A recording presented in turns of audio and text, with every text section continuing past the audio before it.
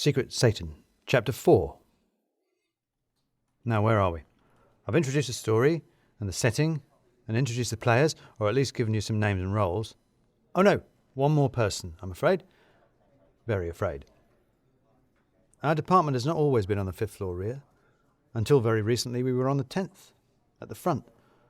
This is because our department manager then was a woman we called the Duchess. This was not just for her imperious manner and stentorian voice, although she was also known to some members of the team as loud noises, but also for her ability to order people about and get things done. She was like one of those medieval she-wolves who carved up Europe between them and behind whose banner we dutifully marched like the grateful and loyal peasants we were. It was the Duchess who made sure we had desks by the window with a view of London rooftops around us, close to a kitchen point and handy for the loos. Woman was a marvel, which is what doomed us. I mentioned the Petr principle last time, didn't I? The idea that anyone half-talented in an organisation will always get promoted, which means they will eventually end up in a position to which their talents do not suit them, which means they will no longer be promoted, and there they will stay. Well, embedded in this is the idea that anyone good at their job will inevitably be promoted out of it, which is what happened to the Duchess. She has begun her inevitable ascent to running the Holy Roman Empire, or being Queen of the Moon, or whatever terrifying thing she is going to end up doing, and we were left leaderless. But not for long. Not nearly long enough. The Petr principle is merely one way of explaining why so many managers are terrible. I wish to suggest an alternative. I call it the sweet spot. This is because it is named after me, Linus Sweet, but also because it describes me, Linus Sweet. Management is like any other role in a company. There are more people who want to do it and get jobs doing it than are actually good at it and should be doing it. Actually, this is largely true of humanity as a whole. Most people are not very good at being people, but thankfully most of them are vaguely aware of this and keep their heads down, hoping that no one will notice, which they won't, because the people we notice are the ones who are either very good at being people or very bad. In fact, it's usually the latter, because the people who are bad at being people rarely know they're bad at it and so are staggeringly awful and highly noticeable. Anyway, the problem is that these managers are often in charge of the people who actually do the work, the ones who make widgets or answer phones or file forms or whatever it is. But if these managers are bad, they tend to get in the way of the work. They frustrate the workers, the production and the company's bottom line. But what to do with them? They're actually doing their job, which is managing, and as long as they're not actually embezzling, abusing or assaulting, then there's very little you can fire them for. The answer is promotion. Get them up, out of the way, into middle management, where they can't actually muck about with the real work, but where they can't actually muck about with the functioning of the company either. Get them somewhere where they can sit in meetings all day, giving each other presentations, and no one who actually does anything needs to know they've even been in the office, not until they retire. This explains, for instance, why so much of senior corporate management is ineffectual and interchangeable. That is entirely their role. They have been parked in a sweet spot, out of everybody's way. It also explains how I came to be a team manager of a team of one, myself, Linus Sweet, the original sweet spot. It also explains our new department manager. We didn't believe it at first. "No, he's not," I said. "No one's called that," insisted Lem. "He is," said Ali. "Our new head of department is going to be someone called Richard Balls." Lem wasn't having it. "No one is called Dick Balls." "I thought she said Richard," said Radu.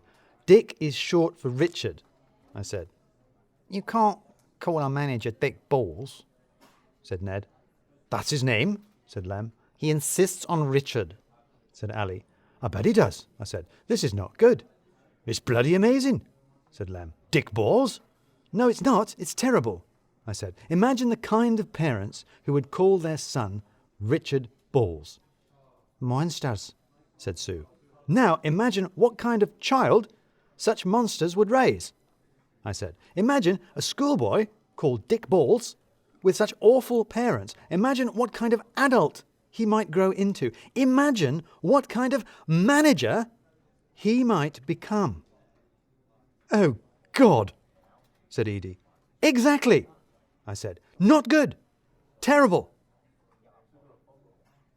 I'm very used to being wrong, In the wrong is where I usually am, and I've got used to it. I'm quite comfortable there. I know where everything is, it's familiar. Because of this, when I am right, I feel unusual and unhappy, especially when I'm right like this. Our department created the perfect sweet spot. It had been well set up by the Duchess and was well managed by Ali. Its job wasn't terribly important, but it did it reasonably well. It wasn't public-facing, and it didn't make any ripples. It was a good place for a terrible manager, a place where they couldn't do too much damage and where it might take them a while to do it. I'm sorry to say that I was right about Richard Balls. He was a truly terrible manager, and he set about trying to do as much damage as he could right away. He arrived in the department on the 30th of October and proceeded to usher in a truly horrific Halloween by moving us all immediately to the rear of the 5th floor, a move, it transpired, he had organised solely because there was an office there he could commandeer for himself so that he didn't have to sit with the rest of the team, a fact for which we simultaneously despised him and for which we were grateful because we now despised him. But that's not to say that he wasn't worried about where we were sitting. The moment we found out where we were moving to, Ali rushed up there and scoped it out and then organised a ballot for the seats, which is how I ended up as far from the one window you could get and how Lem ended up right next to it. Not that he got the window seat, because Richard Balls had not finished dicking about with us yet. He'd not even started. The one person on our team with whom he did seem to get on with was Tony Flint, our programmer, as they quickly bonded over their shared interests of cars and sexism, so it really shouldn't have been a surprise when we arrived on the 5th floor to find that Dick had rearranged the seating to give Tony the window. If Lem had had his way, this murder mystery would have begun in November, and it wouldn't have been a mystery. Instead, he had to content himself with the printer.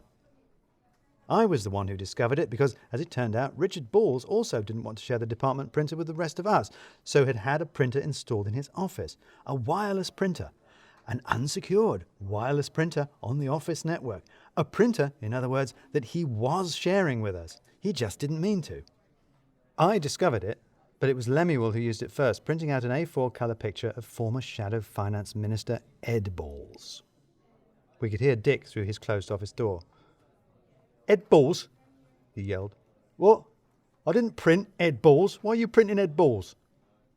It, of course, became a tradition. Every time we got another fatuous email about brand division or noise levels in what he liked to call the studio, we sent another image to his printer. "Dick Van Dyke? Why is Dick Van Dyke printing? I Love Lucy? What is this?" It was a petty and fruitless revenge, but it would do for now.